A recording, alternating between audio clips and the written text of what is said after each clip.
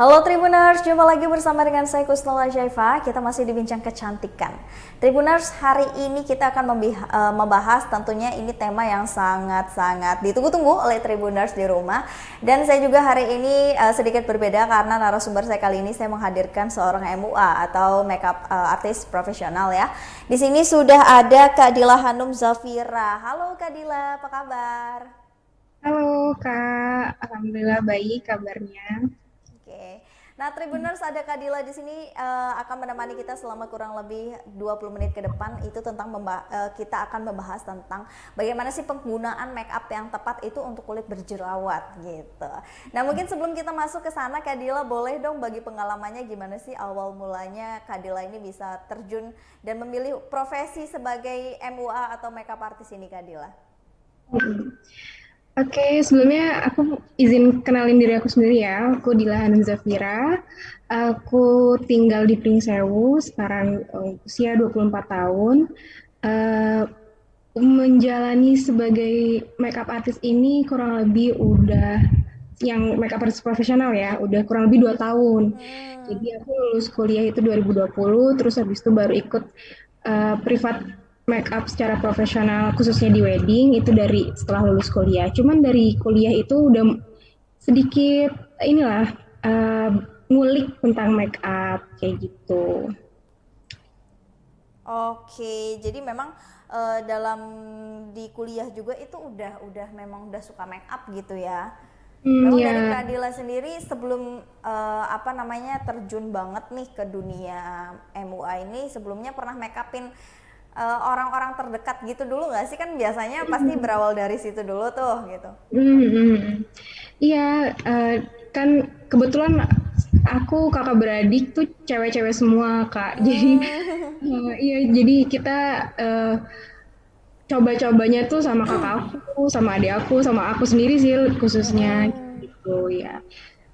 Mulainya ya dari make upin keluarga, make upin teman kayak gitu.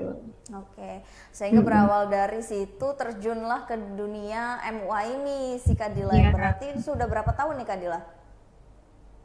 udah jalan 2 tahun ini sih. Sudah jalan 2 tahun. Nah, kalau untuk kendalanya jadi MUA itu ada nggak sih, Kak? Kendalanya apa ya? Kendalanya sebenarnya sebagai MO kan kita jual jasa ya Kak. Mm-mm. Ini sebenarnya sama kayak orang jualan yang lainnya gitu Kak. Ada Mm-mm. promosinya, ada kita latihannya juga untuk ngasah skill kita kayak gitu. Mungkin sebenarnya apa ya? Ya itu tadi dari cara promosi dan untuk latihannya itu sih yang harus di upgrade, di terus-terusan dilakuin untuk Mm. uh, biar bisa jalan terus make up.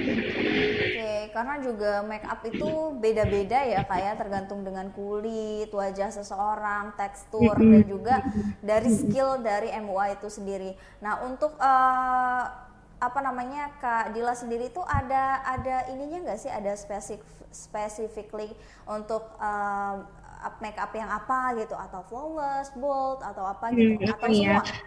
Kalau tipe make up aku dasarnya aku ke flawless, cuman Hmm. kan sebagai makeup artist kita harus profesional juga ya. Ketika Hmm. klien minta bold, ketika klien minta flawless, minta natural, harus bisa gitu. Jadi aku mengikuti juga apa yang klien aku mau. Oke. Jadi memang mengikuti apa yang permintaan klien itu ya. Ya, Kadila iya. selama menjadi MUA ini pernah ada tantangan banget nggak sih dalam menjalani karir menjadi MUA ini? Eh, Mungkin ini ya yang eh, komunikasi yang kurang Hmm. antara aku sama klien aku. Jadi ada untuk di wedding khususnya beberapa klien tuh kadang masih ada yang belum paham banget kalau sebelum make up, sebelum hari H wedding itu untuk stop penggunaan Skincare. skincare. Iya, kayak gitu. Kadang Oke, oke. eh, apa namanya mereka yang kurang paham yang untuk berhenti pemakaian krim wajah itu yang jadi tantangan buat aku untuk kan kalau makeup itu kan satu hari wedding itu harus Betul. harus apa namanya tahan lama, harus on terus dari pagi sampai malam kayak gitu. Kak. Gitu. Memang kalau Mm-mm. penggunaan skincare pada hari H itu berpengaruh ya Kak sama make up kita? Eh, Tergantung kulit masing-masing juga sih Kak, cuman sebagian besar iya berpengaruh. Khususnya untuk beberapa krim wajah yang ada istilahnya krim yang dari dokter gitu Kak. Sebenarnya nggak semua sih, cuman ada beberapa yang aku kurang paham yang mungkin dia ada kandungan apanya gitu ya Kak. Yang dia tuh bikin makeup ini kurang nempel sama kulit Oh kayak gitu. gitu. Tapi Jadi ya memang dampaknya dari penggunaan skincare di hari H ini jadi membuat make up yang kita buat itu nggak nempel gitu ya di kulit kita gitu ya ya Kak ya. iya, sebenarnya ada tekniknya juga. Cuman tadi kadang kalau misalkan kita komunikasinya kurang sama klien, misalkan kayak klien yang nggak ditanyain masih pakai krim nggak, masih pakai skincare nggak, kayak gitu. Atau eh, bisa jadi si kliennya sendiri yang mungkin nutup-nutupin kayak gitu. Gitu. Mm-mm. Oke, oke. Nah, kalau pemilihan make up nih Kak yang tepat untuk kulit berjerawat nih masuk ke dalam tema kita. Itu ada nggak sih Kak kayak mulai dari tekniknya, mungkin pemilihan jenis make upnya. Karena kan kulit berjerawat kita tahu sendiri ya, mungkin agak susah, sensitif dan juga perlu coverage gitu untuk bisa mengcover semuanya. Nah, itu ada nggak sih Kak tekniknya atau pemilihannya gitu? Kalau untuk kulit berjerawat itu eh, pasti butuh bukan tadi saya bilang nggak butuh bukan nggak butuh skincare ya, skincare itu tetap dibutuhin saat makeup, cuman kayak pemilihan produknya, tekniknya itu yang harus dikulik lebih dalam kayak gitu. Nah, untuk kulit berjerawat sendiri sebelum kita aplikasi makeup itu kita harus skin prep dulu, namanya skin preparation itu ada di harus bersih dulu, pertamanya kita dibersihin dulu wajahnya, terus abis itu pakai seminimal mungkin pakai namanya tuh makeup base, itu bisa moisturizer, bisa makeup primer, itu baru deh kita pakai foundation, bisa cushion, bisa tuh. Nah, kalau kulit berjerawat kan biasanya ada bekasnya ya, yang warna antar kulit yang ada jerawatnya sama kulit yang lain itu kan ada beda warnanya gitu kan. Nah, untuk kulit berjerawat sih sebenarnya disarankan pakai foundation yang agak eh, agak tebel gitu. Maksudnya yang krim, bukan yang kayak cair atau cuman cushion, itu kan dia ketebalannya, thicknessnya itu kurang kayak gitu. Jadi disarankan pakai foundation yang coveragenya bagus gitu Kak. Oke, jadi benar-benar dari pemilihan foundation sebagai base make up itu berpengaruh sekali ya untuk jerawat ini bisa tertutup dan tercover oleh make up itu. Nah, Iya. kalau dari tekniknya sendiri itu ada nggak sih Kak teknik khususnya untuk menutupi misalkan jerawat ada ya klien kita yang mungkin jerawatnya lagi parah-parahnya nih, mungkin jerawat batu gitu kan. Kalau jerawat batu kan maaf agak agak susah gitu ya Iya, tercovernya iya, kalau iya, iya. sama foundation agak masih jendol-jendol. Nah, itu gimana tuh Kak? Adakah teknik khususnya untuk bisa menutupi? Kalau kulit berjerawat tadi ya, kulit jerawat yang masih aktif sama jerawat yang udah tinggal bekasnya doang kayak gitu. Kalau tinggal bekasnya doang itu kita bisa bantu samarin karena itu kan hanya warna kan. Tapi kalau jerawat yang masih aktif, yang dia masih ada isinya, itu secara tekstur nggak bisa dihilangin karena itu tekstur kan, tapi secara menyamarkan warnanya untuk dibuat seolah-olah warnanya itu rata, itu bisa pakai tadi sebelum pakai makeup pakai base dulu, makeup primer, terus baru dipakein foundation. Nah, biasanya aplikasiin foundationnya tekniknya itu khusus untuk kulit berjerawat itu pakai tangan aja. Jadi biar kulitnya bisa foundationnya bisa lebih ngeresap di kulit kliennya gitu. Oke, Baru jadi pakai teknik. setelah diaplikasiin pakai tangan, pakai jari, terus dirapihin lagi biar lebih smooth pakai beauty blender gitu kak. Oke, Oke, itu seputar trik ya Tribuners dan juga tentunya itu tips dari Kak Dila tuh. Tapi memang kita sendiri kalau make upan itu pasti tidak sebagus MUA gitu kan ya, karena mereka juga kan pasti udah punya tekniknya tersendiri dan juga udah kelas gitu kan ya, udah privat gitu kemana-mana. Nah, Kak Dila pernah nggak sih menemukan kayak kendala dalam ada klien mungkin gitu, pernah menutupi klien yang kulitnya tuh berjerawat tadi gitu? Pernah nggak Nah, dapet klien? iya pernah, Pernah pernah ya? Kak. Itu Mm-mm. ada tantangan sendiri nggak sih? Sebenarnya tadi ya asal klien itu percaya juga sama MUA-nya gitu Hmm, maksudnya, dan tahu kalau jerawat itu tekstur satu.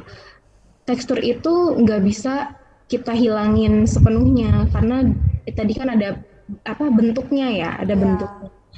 Nah, tantangannya ya itu tadi, harus bikin klien kita percaya sama kita supaya, kalau orang percaya kan lebih ini ya Kak, lebih rileks gitu, jadi di-make up-in juga tenang, dianya nggak banyak ini tuh mau komplain segala macem, kayak Oke, gitu. oke, oke. Berarti memang edukasi sebelum memilih kita dan memilih make up kita itu wajib banget ya Kak Dila ya Iya, untuk iya, apa namanya?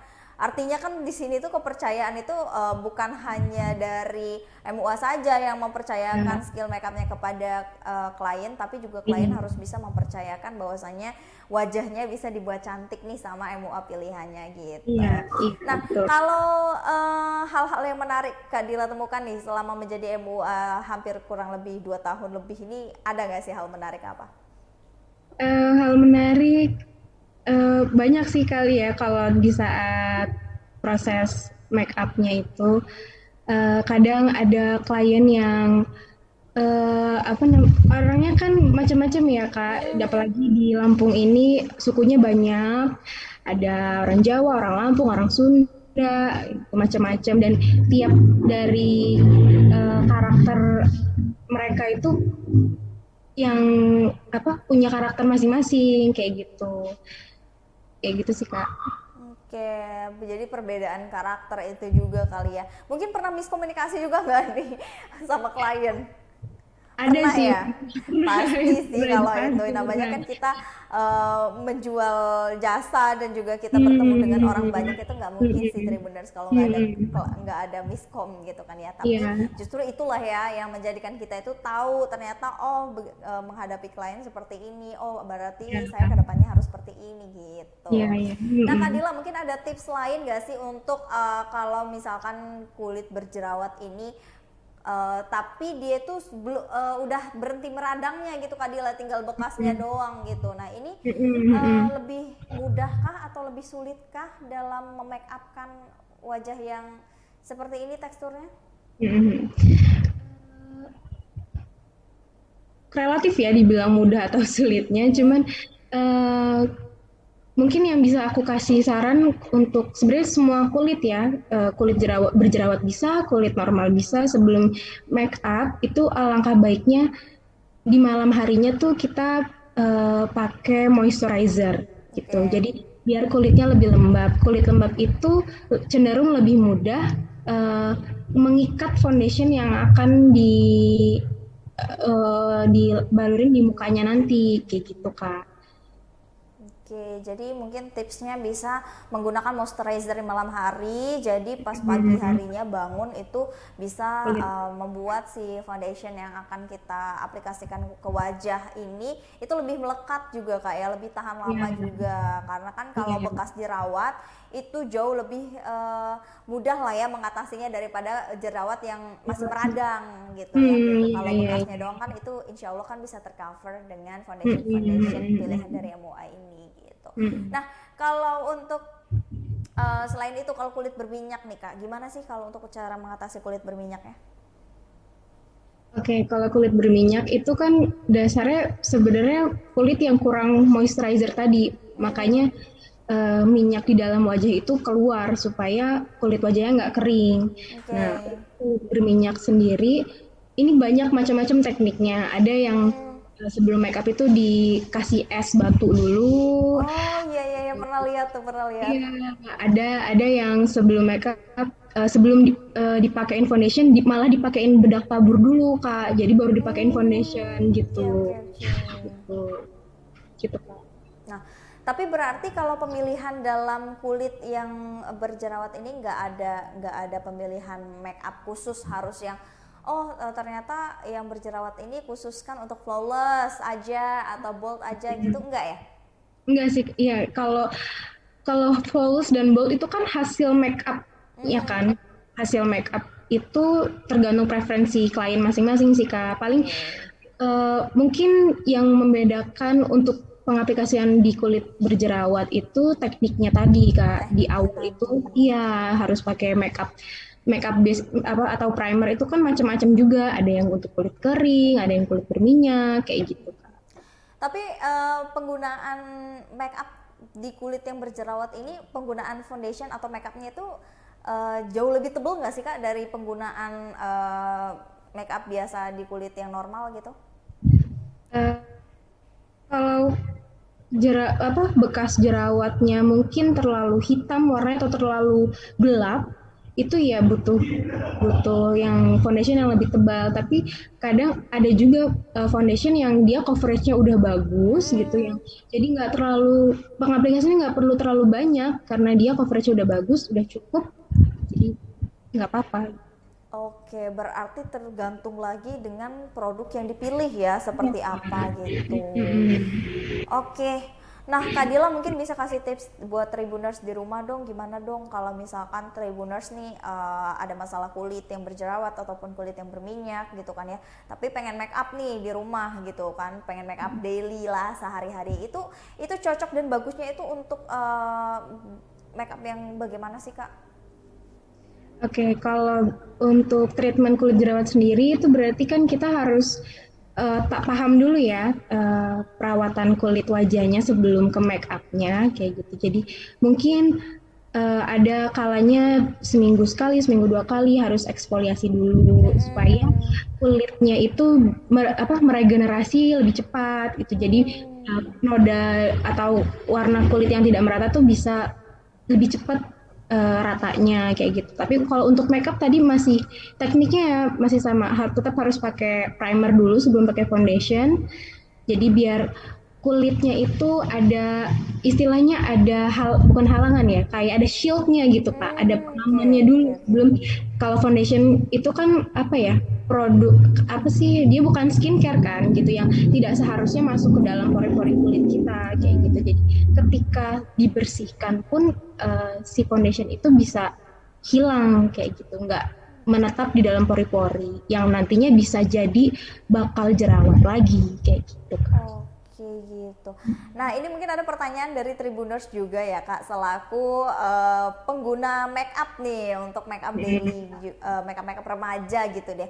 Nah kan kita harus pakai facial wash juga ya untuk Ya, melindungi kulit kita supaya bersih.